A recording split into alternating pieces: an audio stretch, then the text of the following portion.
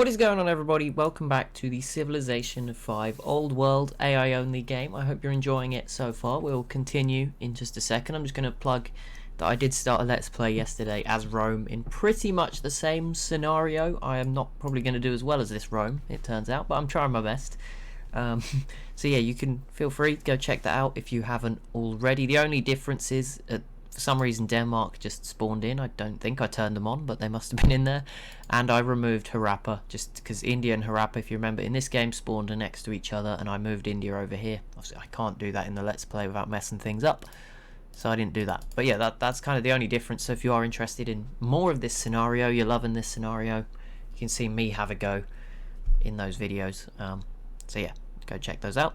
Got a few wars against Burundi, but we will continue on. We're not going to do an info addicts check today. Even if we hit turn 200, we can save that for one of the future ones. But there we go. We did get Germany as the first civ in North America, and France now grabs themselves part of the Caribbean. So there we go, and they do have another settler on the way as well, so it's going to heat up. We can see Congo as well here with a settler. So we get, is that our second ideology? It feels like the first one was ages ago, but that's probably just me getting it confused, like the order. But Korea has gone order, funnily enough. But you know what I mean. I'm going to turn off these resource icons because it's a little messy having all those on. A few more wars against Burundi, which we won't look too much into because I think all their neighbours are not at war with them and they're pretty much landlocked.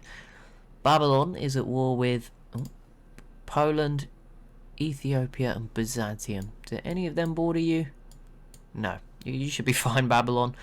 Persia v Babylon would be a complete mess if that ever breaks out. But yeah, the Ottomans probably a bigger threat. Of course, we do still have some weird parts of the map. We have this weird bit of Nubia. Russia now controlling this region's pretty weird too. But yeah, let's have a look. Korea. Well, yep, okay, second. So Finland went autocracy, Korea went order. That would be interesting because Korea could easily drop into negative happiness there. They're sat on 1, whereas Finland much more comfortable in autocracy at 37. We'll see how that pans out. And we get a third one straight away, and France joins. France third. Okay, there you go. We get an interesting... I did not expect Finland and France to be in the first 3 to get an ideology, which is obviously 3 factories. As I found out from the Let's Play, strategic resources pretty limited. I think there was 1 iron tile in like all of Western Europe in that one, so it could be the same. I think the resources have changed location. Actually, maybe they're in the exact same spots. I mean, there's silver there in my game. No, there's pearls here in my game, so it's slightly different, but some of it may be the same. But yeah, there's a real lack of strategic resources, so France may just have coal. Same for Finland, and that's why they're up there. And they're not exactly terrible, but I wouldn't have put them above the Russias, some of the African civs. Rome is obviously pretty huge. Another one. But there we go. As Mali and Morocco peace out in West Africa, and I think that did not really go anywhere. It does look like Morocco was... Things were starting to turn against Morocco, but now they can bring their defenders of Fez over towards Marrakesh and hopefully stop Portugal. Huge congratulations to Morocco as well in the football world. Pulled off a bit of an upset, beating Spain. So there we go. We didn't get a World Cup AI only, but Morocco did do pretty well there. I think if this video is coming out Friday, they might have played their next game. No, wait, I think it's Saturday. Okay, well, good luck tomorrow, Morocco. I think they're playing Portugal. Yeah, they are playing Portugal. So there you go. Tomorrow we get this battle again. This is the warm-up. But there we go. Again, if you're watching this video like in the future or something, this will just be weird. But 2022 World Cup, there we go. Time stamped for eternity. Nubia had this the whole time. They must have done. I feel like I just didn't know. They have a lot of boats. I mean, yeah, the problem is they're competing with Rome and Byzantium, who both have way more, if it ever came to anything. But they do have a lot more boats than I thought they would. Zulu and Mali, peace out. Thank goodness no one gave up any cities there. France says, there you go. They've arrived in South America and taken a bit of that for themselves. So maybe this is France's time. I don't think it's too late in the game that if France got a whole continent, that it wouldn't have an impact.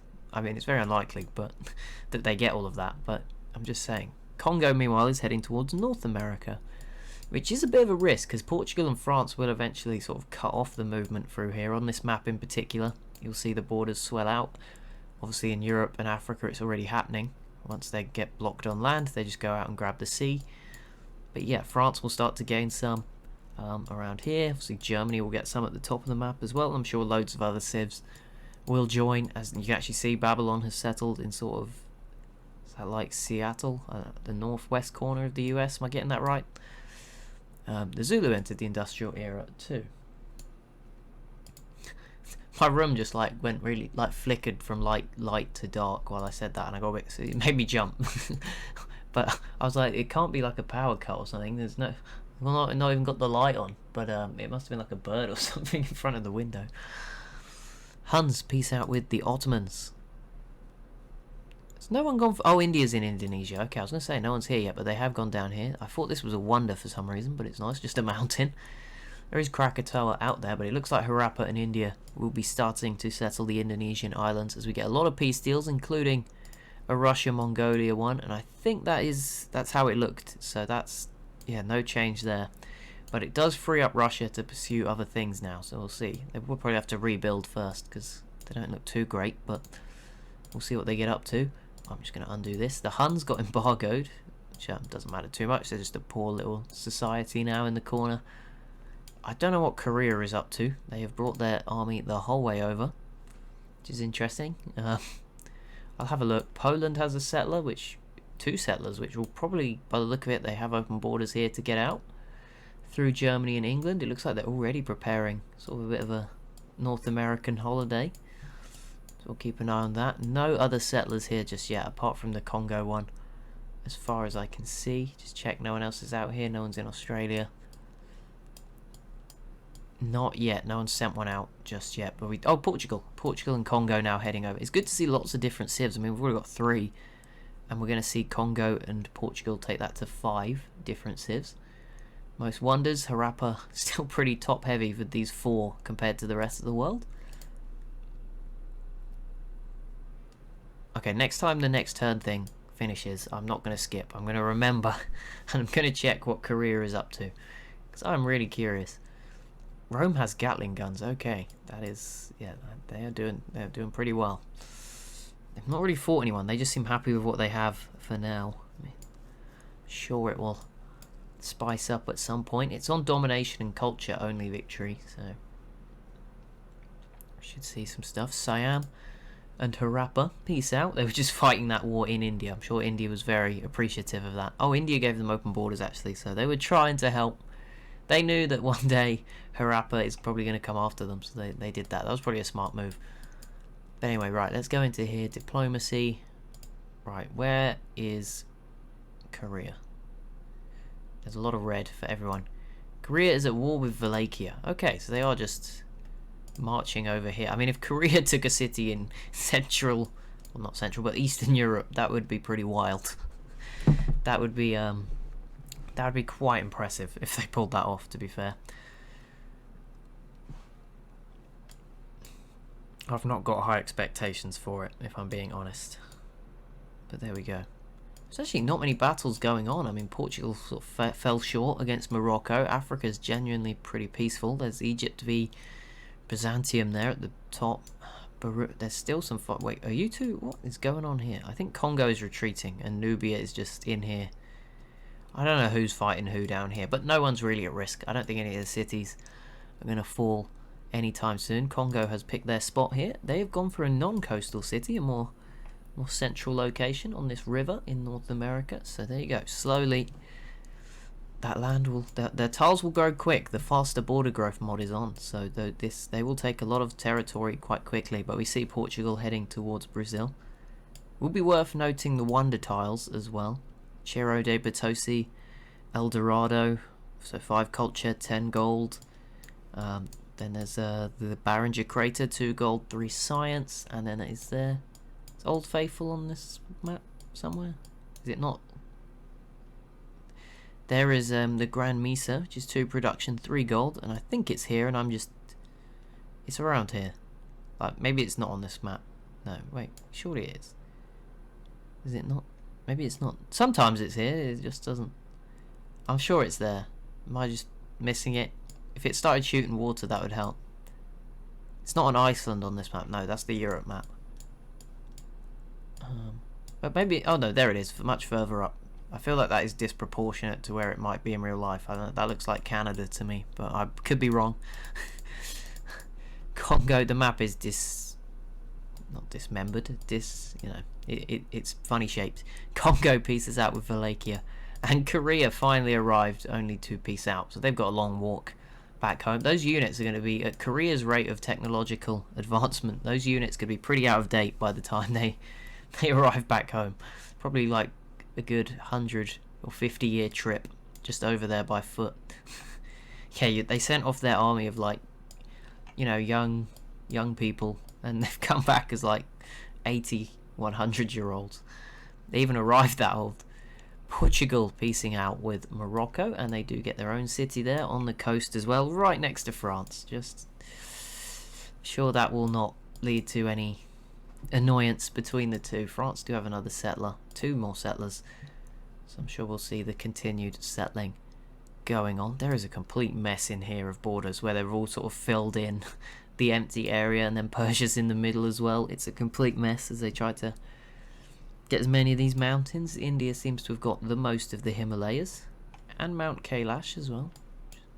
I said, what, Korea now with great war infantry? Okay, that's something. I don't think we've seen them anywhere else just yet. We'll do demographics. I'm going to save the informatics for a bigger jump just to make it more interesting and less like, you know, if someone's winning by a country mile, we don't see it, so it's kind of more exciting later on. Russia's now winning in 3 categories. They were already winning in population and crop yield, but they now have the biggest economy, which is pretty impressive because they don't have any cargo ships, which definitely helps you make a lot more money. Rome still leads in production and soldiers by number, but Korea has the best tech, which could influence, you know, if they ever were to fight, which is unlikely because they're very far apart.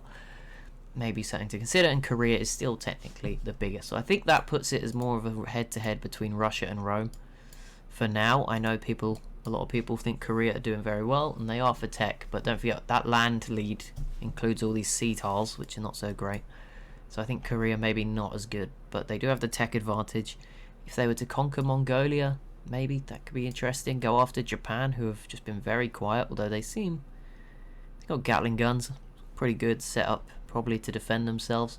Yeah, Korea need to go after someone if they want to win the game, and I'm not talking about these two. I'm talking Mongolia, Siam somehow, or India. Probably India would be easiest, even though there's a lot of units here to go after this city first. Persia and the Ottomans, peace out. No cities changing hands, but the Ottomans still here. Wonder if they will try anything. It's just a lot of units stacking up around the map. Rome, Russia. Russia looks very empty on units. They do have riflemen. Yeah, they're not quite on the same level as Korea. As we saw with the Great War Infantry, it looks like Korea's army, they've all gone in different directions. I'm guessing maybe Russia is no longer giving them open borders, and that's going to trap a lot of the units in Europe. Because, yeah, Russia is really, you know, that's going to make life almost impossible to get back, I think, without multiple deals and going all the way around through India, because you can't really go through the mountains here without getting through Russia. So that could mess Korea up a little bit. But yeah, definitely France making the dash. They are committing to the New World, which is not a bad decision for them. I think they're still in there with a chance. So if they really commit to this, it could go very well. We've got 2 settlers now on the way for North America. No more yet for South America. It will happen very quick. Mali can get over here in like a few turns when they decide to. So it'll probably just be loads there at some point. Nubia piecing out with Burundi, which is what all that damage that was going on down here was about. Ethiopia looking pretty strong. See what they do. No one's really unified or got together. They're all still kicking around, apart from Carthage, the only civ who's gone, and China. But Carthage, the only civ gone in Africa, and the rest were just like, yeah, we'll call it a day. We got rid of Carthage. We've done our job. Well done, everybody. Pat on the back. Let's go home. That's kind of how it's been here. Pretty rough for Carthage.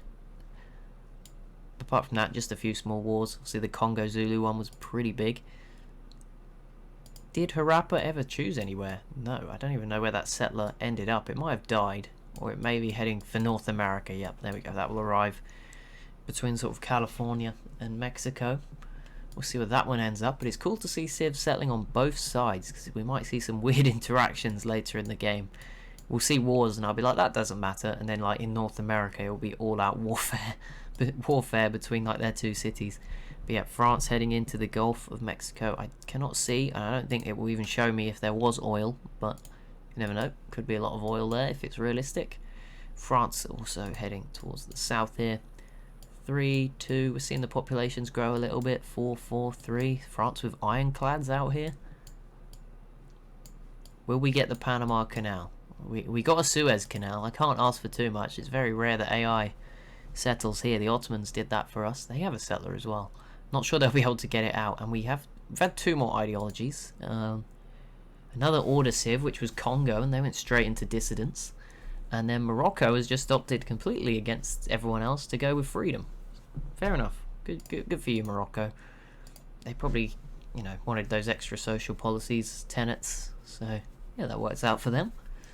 Normally it's just always a 2-horse race, and I think it's because it's domination only and culture victory only. But maybe we'll see more civs go to freedom on the basis that Morocco's gone there fairly early. And there we have a big war in Southeast Asia. It's been brewing. Between these 3, we had a mini showdown between Siam and Harappa. But now Siam goes after India, and either this road really worked in that. No, how? Surely they should get kicked out. I feel like the game just doesn't understand when there's too many units around.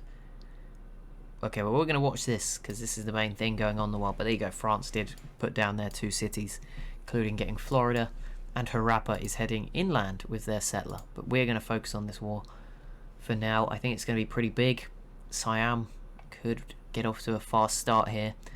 And Harappa, they might join against India. If India starts to get weak, I could see Harappa joining in. And yeah, we could see 2 much stronger civs emerge out of this. A unified sort of Siam if they get this city. Harappa could easily grab a couple of cities in the north as well if they were to join in. It's hypothetical, but we'll see. And obviously Korea could pounce if it goes the other. They have a battleship. Oh wow. Yeah, they could pounce with that. That could do some damage to some of these navies. Zulu versus Siam, Congo versus Siam, Morocco piecing out as well. So a few civs not too happy with Siam as England enters the industrial era, quite a bit behind Korea to say the least. Polish settler. Korea might come after my submarine if I'm not careful. Poland, I don't think they can declare war on me, so it's okay. But Poland's settler has arrived as well in North America. I don't see any more just yet. But again, it could happen very quickly, particularly for some of those West Africans. And there it is. Korea does join against Siam. So this turns the tables a bit. I think Siam, they probably would have been fine with all those other declarations of war. But yeah, Korea's navy probably going to come over now and cause them some issues. And there might be a bit of a land attack too. And I mean, based on this, might not be long till they have a couple of great war bombers. And yeah, I mean, considering how far behind in tech some of the other civs are, I'm not sure they're going to know how to defend them or what's hit them at that point. But yeah, Siam. If India can defend Delhi for as long as possible, then I think Korea will start to help them out quite a bit in the long haul. You can already see ironclads and battleships descending on the coast. Rome goes autocracy as well, finally picking an ideology, which should swing the balance probably in favour of autocracy. A few more peace deals for Burundi. They've survived down there. Arabia and Wallachia getting out of that one. And here we go, we're just going to focus on this now. This is going to be pretty brutal. It's also the only real theatre of war we have going on. You can see damage bubbles popping up as India's ships fight Siam's ships, their land units trying to defend Delhi. Here is Siam's turn. They're still pushing for it, but Korea's ships menacingly moving down the coast. When I said Korea earlier in the episode could go after India for that city, I did notice there was a lot of open borders between the 2 of them. I think they were good friends, and I think Korea's they're coming to the rescue of their friend here, which is nice to see. But this is interesting. It definitely shakes things up for the winning. It impacts who's going to win the game if Korea do well here, if they take some territory off of Siam.